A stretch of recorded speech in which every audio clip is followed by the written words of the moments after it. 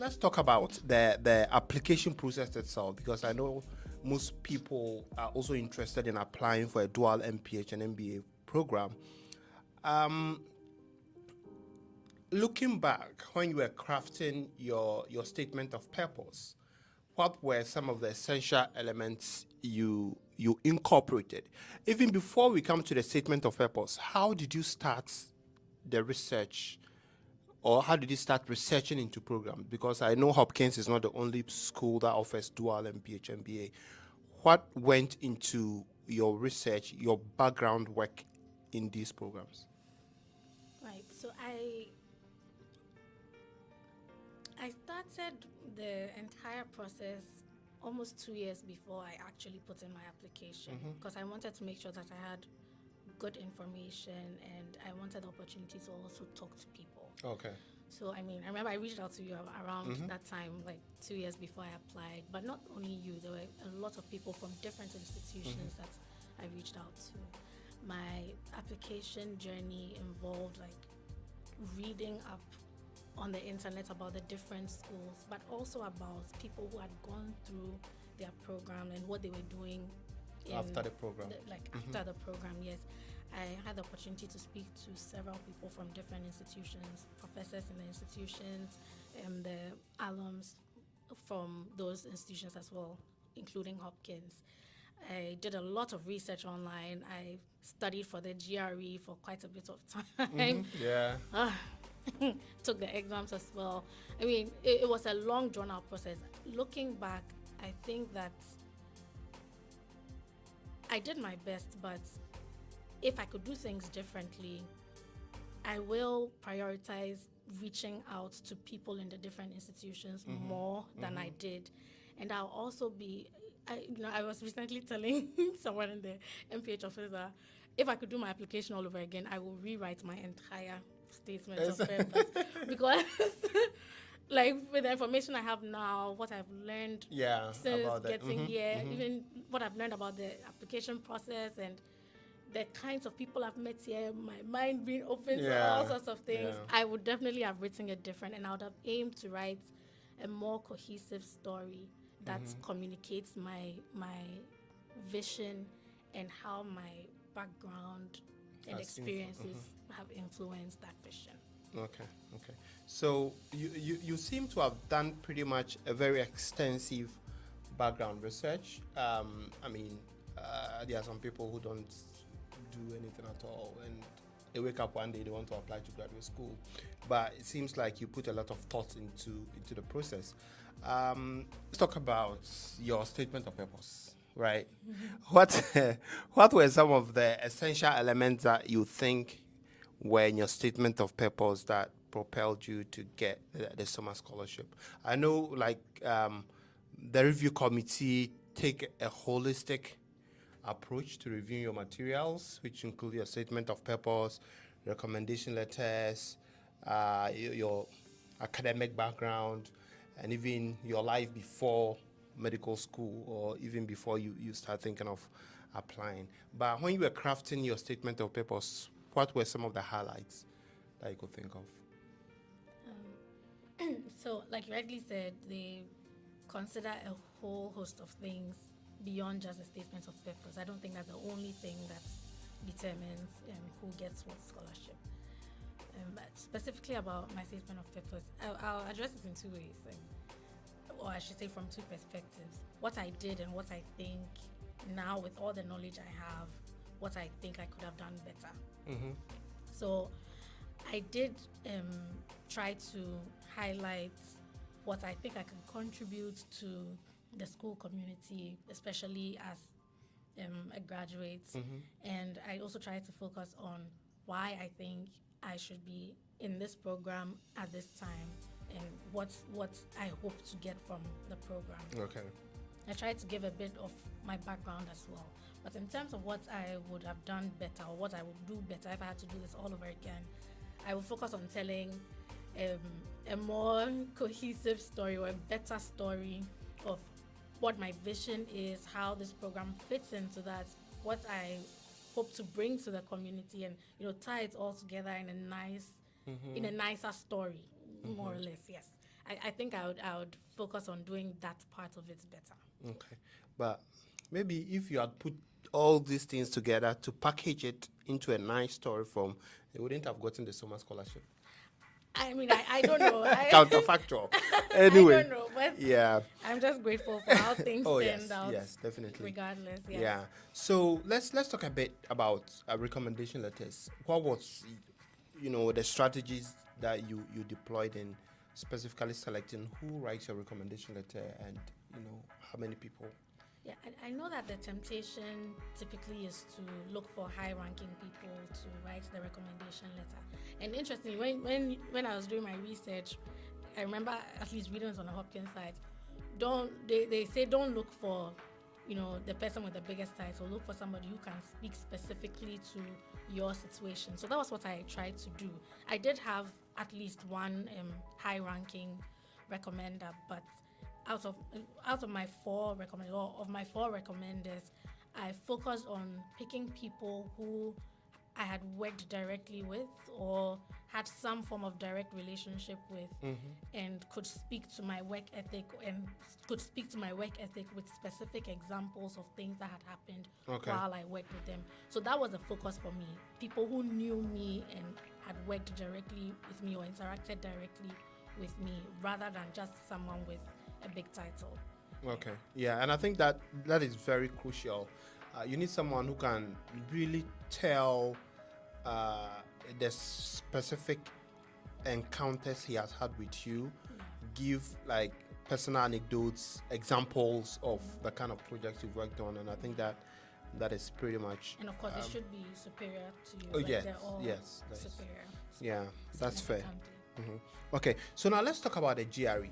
I know that, yeah, I know that GRE is required. So if you're applying for the dual MPH and MBA program, you need to get a GRE for the MBA component. If you're applying for only MPH, you don't need GRE. But if you're applying for the dual degree, you need the GRE. I mean, for me, when I wrote the GRE and the results came, I was very tempted to restart the whole process and write it again because it was pretty much average, right? It was an average score. It wasn't anything impressive. But how was your experience with preparing for the GRE, the materials you used, and what time duration did you use to prepare for that? Yeah.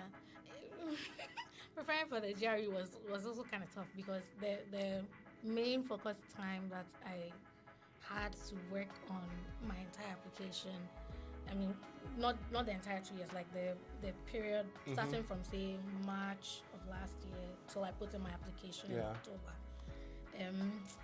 I was also working at the same time in an emergency department, so it was tough. But what helped me was when I started thinking about applying, that's 2 years prior, I got some of the materials and started, casually going through and studying for it before this focus period of studying. So in this period, this March to October period, I did more of solving questions and practicing because I had done the concepts earlier before. I mean, it was tough because, the GRE is not mapped out to follow our educational system. The way we thought is different. I mean, I didn't do bad, honestly. I didn't do bad, but I mean, I could have done better. It was an interesting experience, I should say. Okay. Do you mind sharing your score? I mind. But if you meet me after, without the recording, I'll tell you. I mean, but it was good. Otherwise, yeah. But my score. Yeah, you share your score with me, and I was actually impressed. I was like, oh, you weren't so much impressed about it, but I was impressed because it was, I think some of the components were much better than mine. I think the ones I did pretty well was the verbal, and then the essay, that writing part. Yeah, I think I did much better. Well, I tend to be hard on myself. Yeah, too, so. yeah, you were too hard on yourself. I think you did much better. When you sent it to me, I was like, oh wow, you did well. Anyway, so that is the GRE. So you have your statement of purpose, you have your recommendation letters, you have your GRE. And then what other measures did you put in place, like West evaluation and all those? What other measures did you put in place, like West evaluation and all those things? Yes, I did that. So I think overall, good preparation helps because I had done my research early. I knew what I needed to do before the application period opened. So I did my West evaluation like pretty early. Okay. I had my transcript before the application period opened. I think I sent it in April or so. So got that out of the way as well. I started working on some of the SOFA's components too before it opened. So that I got that out of the way as well. I wrote my GRE too, so my results were ready like pretty early. I was prepared. Yeah. I think that is a very important aspect to highlight. There are a couple of people I know whose application are not being reviewed because the GRE process is not complete. So the schools are saying they can't review their application. So as you said, you have to start early. Yeah, because if you know you're applying for MPH or anything that has to do with West evaluation, you have to start early. Yeah, because I mean, even with, I'm saying I started 2 years ago, but even with all my preparation, there are things I missed. Like there were things I didn't even know until after, you know, I had submitted my application. I was like, oh, I didn't know this. I missed, hey, God, will I get admitted? Like, you know. But even with all the preparation, there's so much to know, so much. So it's better to start early and to talk to people early. Okay, all right. So, for that, were there an interview component to the MPH MBA process? The good thing about Hopkins is you do one application for the MPH MBA. Everywhere else, you have to apply to the MPH separately and apply to the MBA separately. Very stressful, very expensive. You know, different requirements. You know, I did interview for all 3 schools. Okay. I had to interview for all 3 programs. For the MBA side of it, none of the MPH programs interviewed. My first admission offer was from Hopkins. Okay. Then I got my admission offer pretty early after putting in the application. I don't remember which ones came after that.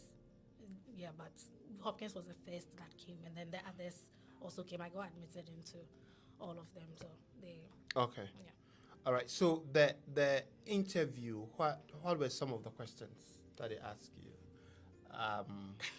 What were like? How was the experience like for someone who wants to apply to an MPH MBA, knowing that you would have to interview? What went into your preparation, and how was the whole encounter like?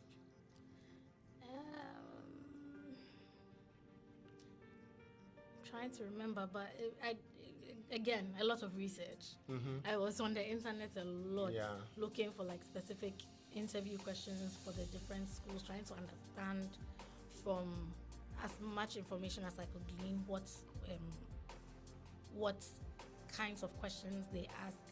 There's a clear admits, or there's some, I can't remember them now, but there's some websites online so that specialize in giving MBA questions. So I try to practice all those questions as well. Okay. Some of the school websites also give you an idea of some of the possible questions that they could, not specific questions, but like areas that could be discussed. So extensive research. I practice. Hey, the people around me suffered. You interview me several times, you know, because I practiced and practiced. I mean, even then it wasn't perfect. I think the interviews that I think went well were the interviews that were relaxed. We had a conversation, you know, laughed here and there. It was good. Like, you know, those ones were good.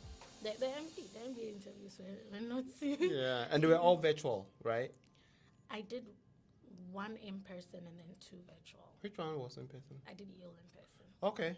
I happened to be in that area. Okay. That time, Yeah. So Okay. I just went. Okay. I just went there. All right. But do you remember some of the questions they?